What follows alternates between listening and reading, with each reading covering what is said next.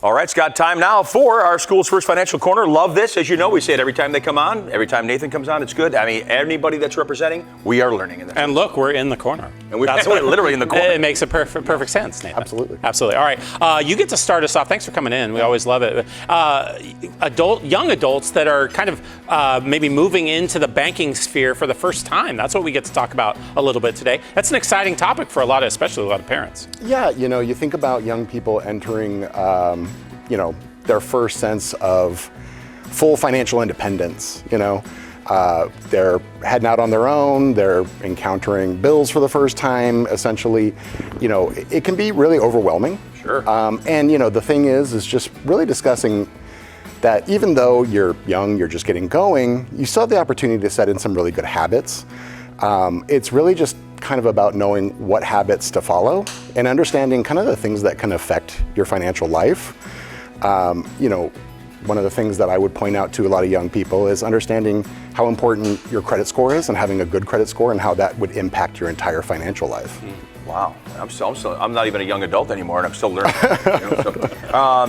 Let's get into a good credit score. What's the importance of that? I know, we know you got to have one of those, but how do you get one when you're young? Yeah, well, we all know, even young people probably know that you need a good credit score to obtain loans when you want to apply for, let's say, your auto loan or your credit card, even a home loans.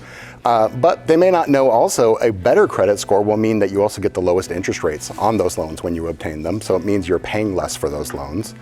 The other thing they may not know is understanding that your credit score may be a factor when you're out trying to rent your first apartment, getting a lease signed off. And even some employers out there use it as a part of the employment process. So you're absolutely right. It is important to have for, like I say, all aspects.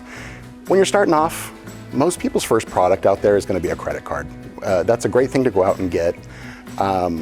You can qualify for your first credit card generally at the age of 18. Once you get your first credit card, really important, make sure just that you're making all your payments on time. Absolutely making your minimum monthly payments, but even better, paying the balance off on a monthly basis. Yeah, for sure. Good habits for sure to get into. I want to talk about savings as young adults are starting to, maybe they're getting that credit card for the first time. You want to probably also have a little bit in reserve if possible. Do you have some suggestions, recommendations for what savings needs to look like at this age? Well, the best thing I can say about savings is do as much as you can, which is tough sometimes when you're getting going. But the best way to figure out what you can put away is just create a monthly budget. Look at how much you're taking home monthly from your income, from your job. And you take that monthly income that you're actually seeing, putting in the bank, and then you're subtracting out the monthly bills, the ones that are going to hit you every month. You got your rent, your gas, your utility bills, all of those. You minus those away. What's left over is your discretionary spending. Obviously, we're going to spend some of that money on fun. We're going to go out, we're going to eat out, we're going to watch the movies, maybe go golfing, something like that. But in your budget, put some money and just earmark it for savings. It's very important, and it will certainly affect you in the short term and long term. Let's see, we got a little debt already. The young adults have already gotten some debt. How do they approach taking care of that debt, get rid of that debt? Really, you think about, once you have some debt taken care of, rely on that budget. If you did your budget right, you'll kind of have an understanding of what you can put towards making those credit card bills. We already mentioned credit cards might be the debt that you're trying to take care of. Yeah. Make sure it fits within your budget. Try to put away as much as you can while also focusing on the other things that are available. Also, when you're obtaining loans in the first place, you get a lot of credit card offers in the mail. Read the terms on these things.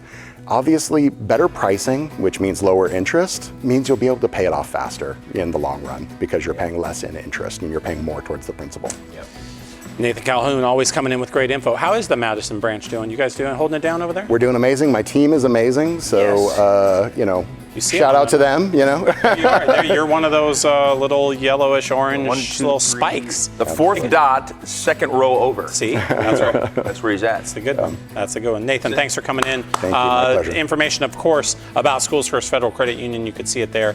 Website information, all you need on the social. And again, awesome to have you. Thanks again.